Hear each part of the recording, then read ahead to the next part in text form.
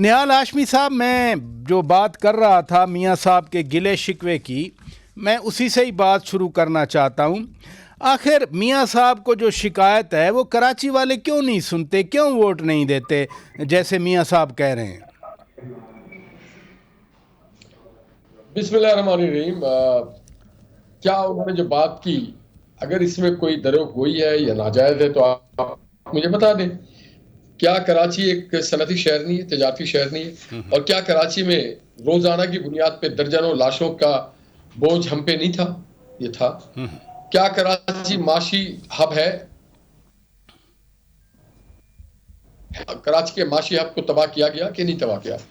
अब जहां पे आपके रोजगार की बात होती है, आपकी सनती अमन की बात होती है, तजारती अमन की बात होती है, लोगों को रोजगार देने की बात होती है, बंद कारखानों को बिजली घर बना करके बिजली फराहम करने की बात होती है, और क्रिमिनल से शहर को और सूबे को पाक करने की बात होती है, तो सब देखते हैं मोहम्मद नवाज शरीफ साहब की तरफ। मगर जब वोट देने की बात होती है तो लोग अपने अपने दीगर असबाब ढूंढ लेते हैं। तो being a political party, being a political leader, being a human being, वो सोचते तो हैं। हमारे यहाँ तो एक ये लफ्ज है, बावजूद इसके कि 18वीं तरमीम के बाद जो पानी है, बिजली है, या सिविक बॉडीज है, जो बल्दियाती लोकल बॉडीज के सिस्टम्स हैं, उसके फंडिंग करना, उसको डेवलप करना, ये फेडरल गवर्नमेंट का काम नहीं है। सेनेटर साहब एक मिनट, सेनेटर साहब सेनेटर साहब एक मिनट। जो मियाँ साहब क्रेडिट भी ले रहे हैं कि हमने ऑपरेशन किए, अमन कायम किया, आप तो मुझसे पूछ रहे थे कि कोई गलत बात की। मेरा ये सवाल नहीं है, सवाल ये है मसलन ऑपरेशन हुए, एमकेएम कहती है कि जी वो हमारे बंदे पेक हुए, सियासी वर्कर अरेस्ट हुए, हमारे दफातर बंद हुए।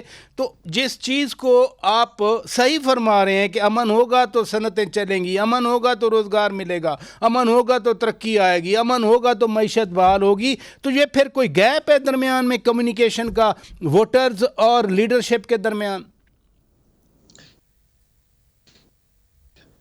अब अगर एक बात मैं बड़ा दो टोक वादे कर दूं, कोई पूरा मन शहरी, कोई टैक्स पेयर, कोई नॉन वायलेंट आदमी को कहीं भी दौरान है, और ये फिर ऑपरेशन हमारे दौर में नहीं हुआ था, 1992 का हुआ था, जिसके हवाले से वो बात कर रहे हैं। 2013 भी आपने ही शुरू किया ना, सितंबर 2013 में।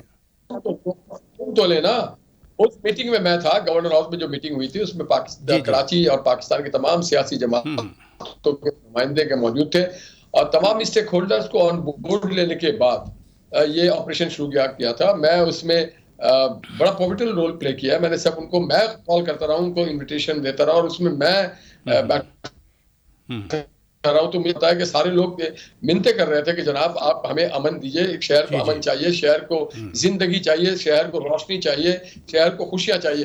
तो अगर चले इधर रुकिए, थोड़ा सा आपकी आवाज फ्रीज हो रही है, इधर रुकिएगा।